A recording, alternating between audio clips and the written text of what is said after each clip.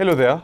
Today we are going to look into the last installment of the sermon series, Church and Politics. We've looked at a king, a priest, and a prophet.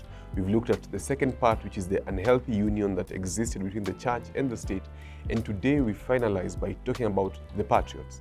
And here there's a huge need for a reminder that the Church of Jesus Christ is undefeated.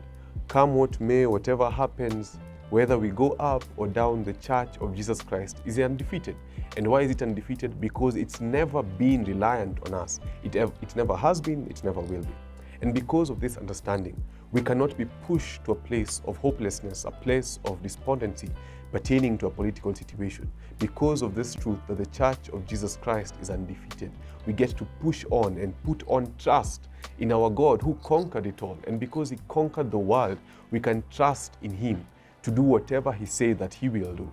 And because of this understanding, we were taught last Sunday that there are two things that we can do. Now that we know about the unhealthy union that existed between the church and the state, now that we knew that there was God's design of a king, a priest, and a prophet, we are brought to the understanding of what the prophet's role is when things are going awry. And we are talked to pertaining to the story of the prophet Samuel. The moment Samuel understood and saw that Saul was living a life that was contrary to the will of God for the Israelites, there are two things that Samuel did.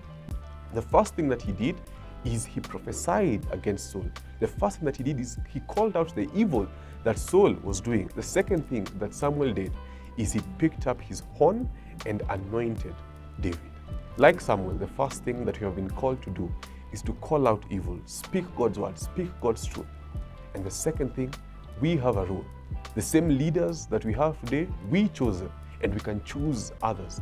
So the same role that Samuel played, we can play it as well as Christians. And because of this understanding, we are reminded of Paul's letter to Timothy in 1 Timothy chapter 5, verse 1, that even though we have been called to speak out against evil, to call out evil, Paul says, call out an elderly man the same way you'll exhort a father. Not call out, exhort actually is the word that he uses.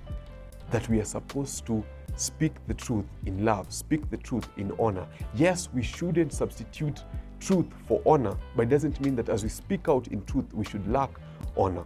And because of this, Paul still talks to Timothy and tells him, pray for the leadership. It's so easy for us to call out what is wrong, to speak against what is wrong, and to say this is wrong, this is right, this is what you should do. But the greatest calling is for us to pray for our leaders, to pray for the state, to pray for the republic. Because the greatest thing that God can do is not just to change the status quo. It's not just for us to live in prosperity, but for the people who are in these leadership positions who don't know God to know Him. That as God exposes the darkness, He calls people to Himself. He calls our leaders to Himself. The greatest miracle that we can have is not things changing. The greatest miracle is for a revival in our country, starting from the top. That's the greatest thing that can happen from this. That's the series on church and politics. We are the Patriots that God has called in for such a time as this, for such a purpose as this.